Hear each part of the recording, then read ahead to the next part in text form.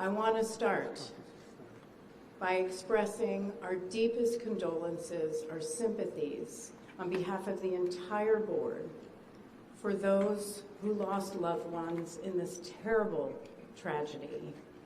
Our thoughts, our prayers are with you. Entire communities were affected, and we are thinking of you. With me today is Bryce Banning. Bryce is a senior aircraft accident investigator with the National Transportation Safety Board. He's also going to serve as our investigator in charge of this investigation. Also with me today is the entire board. We have Todd Inman, member Todd Inman. Todd is going to serve as the board member on scene, the spokesperson for this investigation. All of the board members will be here. We have Vice Chairman Alvin Brown, member Mike Graham, who lived in Wichita for 20 years, and we also have member Tom Chapman. The NTSB's headquarters is just a mile from here.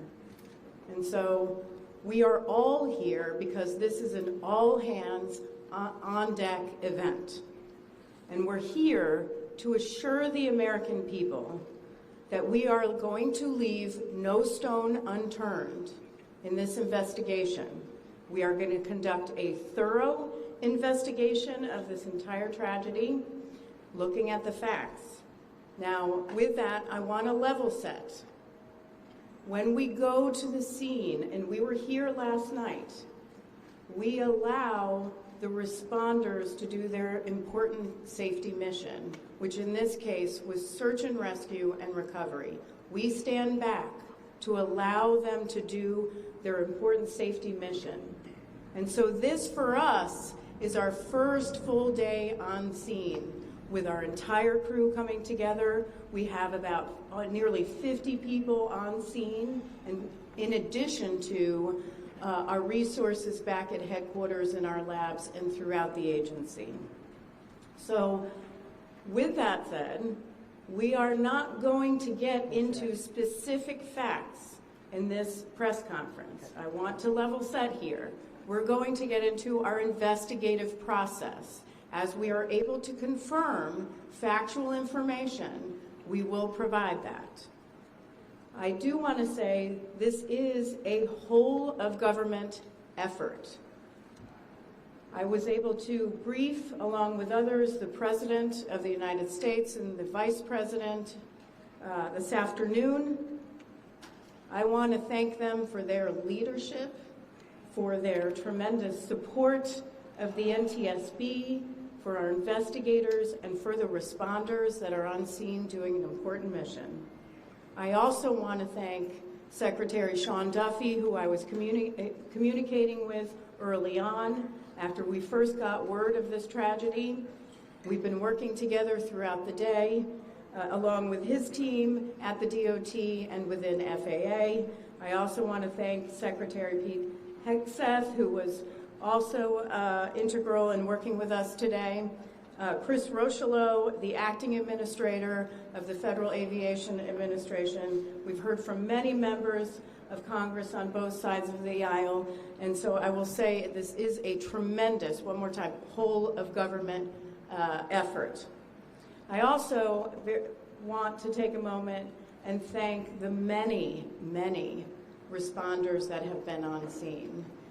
It has been an incredible effort, and I will have a full list that I will provide, that we will provide tomorrow, but I do want to thank them for all their work. With that, I'm going to turn it over to Member Inman for additional remarks.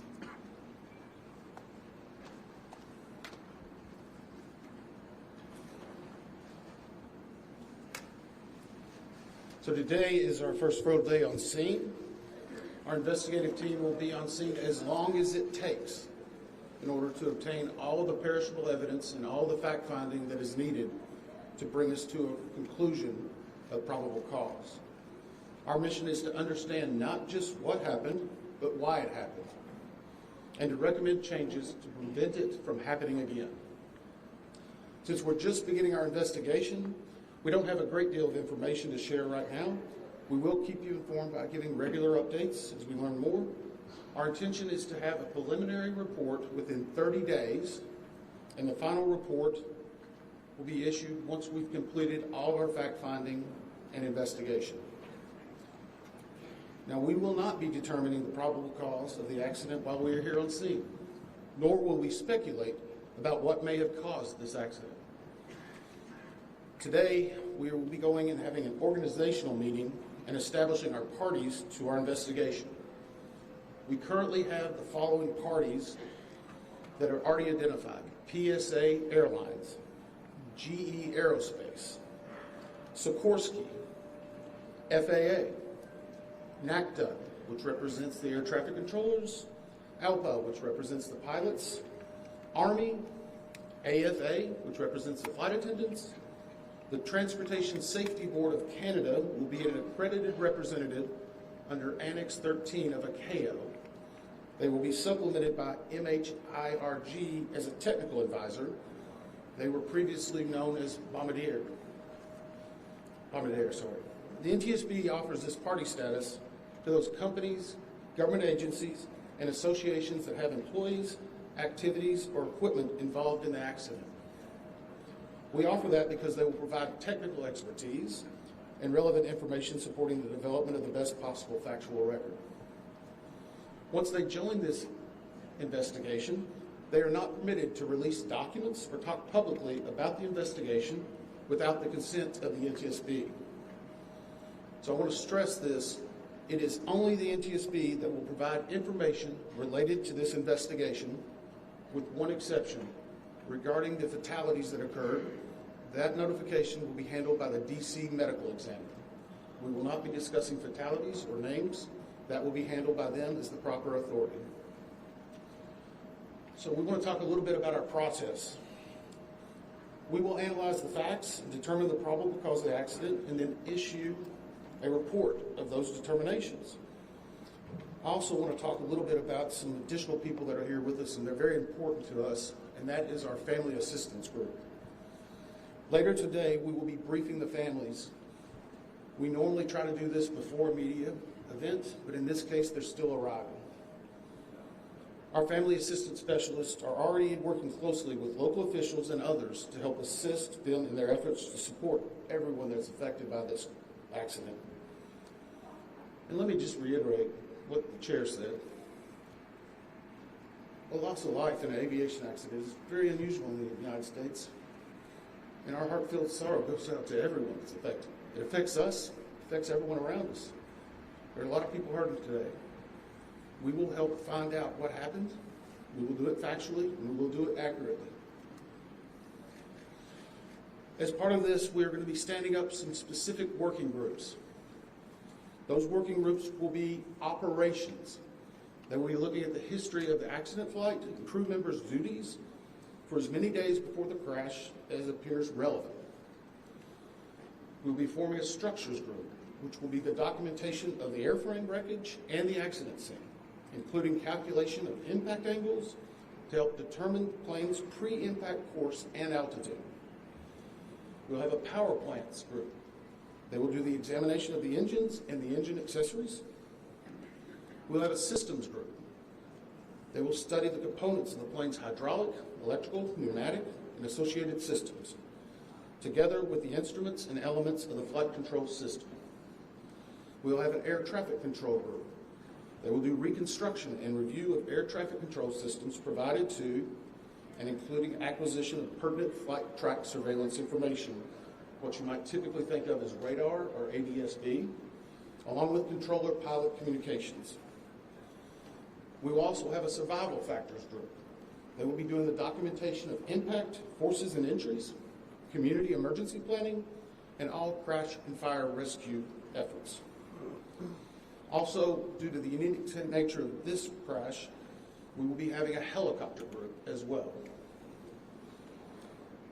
Lastly, we will have a human performance group, and this will not be its own group. It will actually be a part of the operations, air traffic control, and helicopter groups. They will study the crew performance and all before the accident factors that might be involved in human error, including fatigue, medication, medical histories, training, workload, equipment design, and work environment. Now we're going to take a few questions, but I will again stress, we don't have a lot of information now. We will continue to gather that. We will try to release it as we can, but we will only talk about the facts of the case that we know right now. I'm going to ask, we'll call on a few people. I'm going to ask that you state your name and affiliation. James Matthews from Sky News. So we've heard from President Trump today talking about DEI hiring policies within the FAA and associating that with the cause of this accident.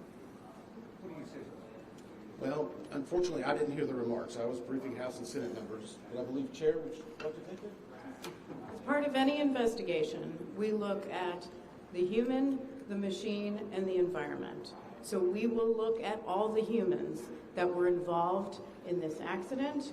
Again, we will look at the aircraft, we will look at the helicopter, we will look at the environment in which they were operating in. That is standard in any part of our investigation. I'll turn it back. Chair, can I ask you, has the flight data recorder been recovered yet? And what is the difficulty in a water disaster like this, which presents a very difficult environment for your investigators and the people out of the water? Well, the question was on the flight data recorders. And we have not recovered the flight data recorders yet. We know they're there. They are underwater. This is not unusual for the NTSB. We have many times recovered flight data recorders in water. We have our lab right here that is about a mile from the NTSB, so it's not unusual. And once we get those, we'll be able to get those read and information from them to be able to provide further information to you. I'm going to turn it back over to Member Inman. Heather Henry with CBS News. Earlier today, Defense Secretary Pete Hegseth said a mistake was made last night. Based off of you all's initial investigations and preliminary findings, have you all been able to tell whether this was human error or mechanical failure? The question was, has there been human error or mechanical failure? We don't know what we know just yet. We do not know enough facts to be able to rule in or out human factor, mechanical factors. That is part of the NTSB investigative process, and where all of these groups will come together. It's one of the reasons why the NTSB is known as the gold standard. We will take the time that's necessary, but I'd also like to reiterate, if we find something that is a significant issue that warrants immediate action, we will not hesitate to make those recommendations and make them public. We have a good track record on that, and we want to continue doing so. Sir? Hello, Sir Tom Costello with NBC News. Does it hurt your investigative process, maybe for the chairman, does it hurt your investigative process to have the president already suggesting possible causes here as you try to keep an open mind and begin this investigation? Tom, with all due respect, I think the press also likes to state what probable cause is before we get to the probable cause. So what I'm going to say is you need to give us time. You need to give NTSB, it's not that we don't have information. We do have information. We have data. We have substantial amounts of information. We need to verify information. We need to take our time to make sure it is accurate. That's best for you. That's important for the families. It's important for legislators who are seeking answers to try to figure out what they're going to do about this. And so it will take time. We do have a lot of information, but we need some time to verify that. Yeah, Member Chase Williams with Fox Business. I'm wondering about the conditions in the tower last night. Were there any performance issues in the past with any of these controllers? Anything of that? The question is about controllers. As I said, we are just now forming the groups. The controllers do have union representation, which they're entitled to. They'll be working with our party system and our party groups. They'll be conducting interviews. Those interviews will need to be analyzed, transcribed, and other team members will need to look over it. It'll be a long process, but we will go through the entire history.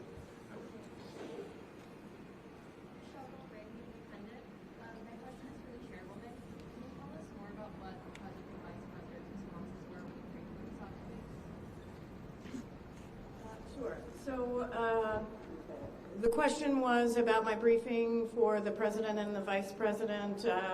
As is standard, we offer briefings on our process and what we know, and this was a briefing with the president and vice president and with Secretary Duffy and Secretary Hegseth and also the acting administrator of the FAA. There was discussion on what we know so far and our process, and that was about it.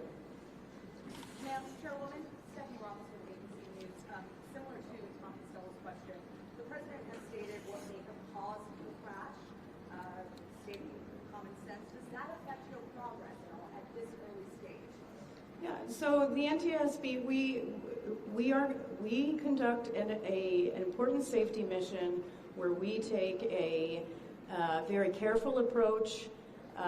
I'm sorry, the question was on speculating during investigations, which is we often hear about.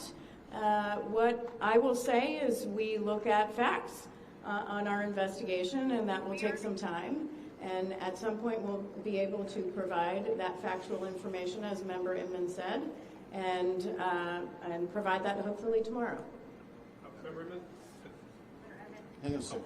Dave Shepardson from Reuters. Have you been able to retrieve the black boxes from the helicopter? Has the military decided whether they're going to read those to the NTSB? And what about the ATC tapes? Have you guys been? So the question was about black boxes, which are referred to as black boxes, which are typically orange. We have not recovered any of the boxes involved yet.